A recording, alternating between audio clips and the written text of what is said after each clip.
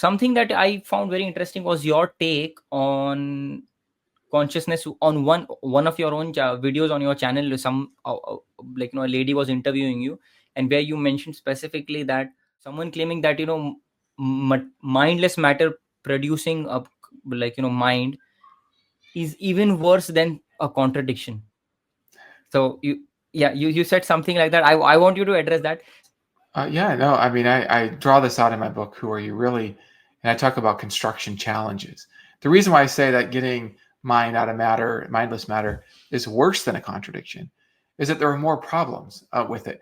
So, with contradictions, there's basically one main problem, that A and not A can't go together. That's the problem. There's one source of incongruence. There's a reason reveals that A and not A can't go together.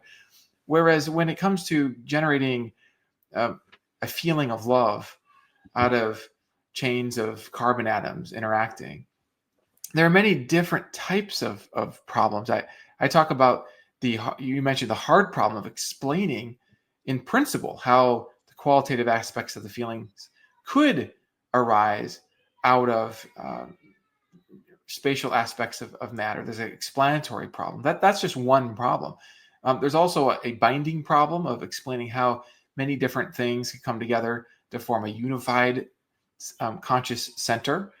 So it's like, if I shake your hand, then we make spatial contact, but we don't thereby form a third being that has your thoughts and my thoughts and has its own unified experience.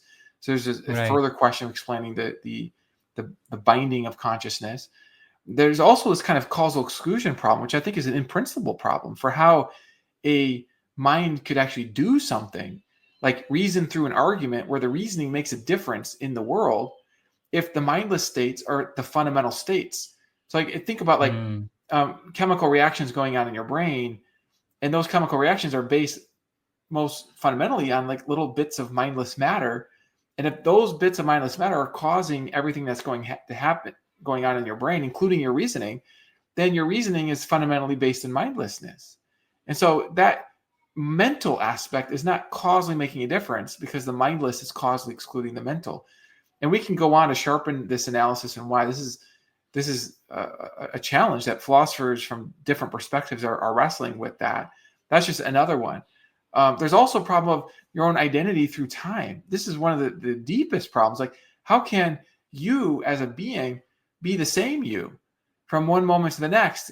Even as your atoms are going in and out, you have different atoms. How do you account for the identity of you through time? If you were just built purely out of the atoms, that's not going to give us an explanation of how you could exist. In fact, I think you can argue that you can't be explained that way. That's impossible. So there are many sources of impossibility. I also have a theorem that I deduce from very intuitive principles. And I say intuitive, these are principles I think you can verify directly through consciousness of your own thoughts.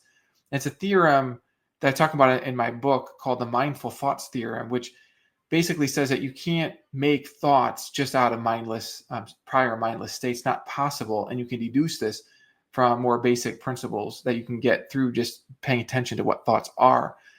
And I'm not going to go through my deduction there, but that's another argument, and all these arguments together show, I think, that there are many, many, many different kinds of problems with getting the mind out of the mindless. And so this is why I say, contradictions just have one problem. And philosophers debate whether maybe you could have contradictions, and we could debate anything, right? But there is a problem of, A and not A. Your mind kind of says A and not A don't go together. That there's something counterintuitive about that. If you're using intuition to support the problem of contradictions, whereas getting mind from the mindless, you got lots and lots and lots of different problems.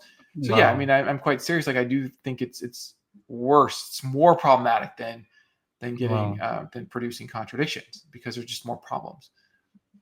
Well, hopefully, if in future I ever get the opportunity, maybe we can discuss on this topic. This is also a fascinating topic. I should say, for modesty's sake, I don't claim that each of those problems are sort of equally easy to see. I don't think that, Right. and I don't think they're equally easy to see as a contradiction is maybe easy to see as impossible. But in my experience, as I've looked at these problems more closely, that's where they sharpen in their problematic nature.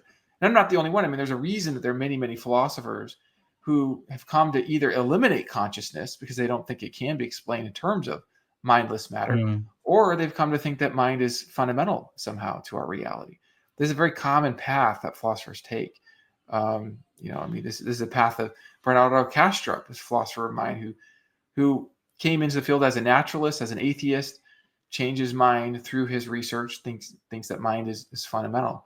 Philip Goff, another philosopher, even Paul Draper, who's known in the philosophy of religion area for his arguments against God from evil, has told me that the hard problem of consciousness leads him to think that more likely than not that some kind of mind is actually fundamental. So this is a path that people take, and others take the path that, well, the mind just doesn't exist if we can't explain it, and so Right. there's a reason philosophers are taking this path, and it's because of these problems of consciousness. There are many of them.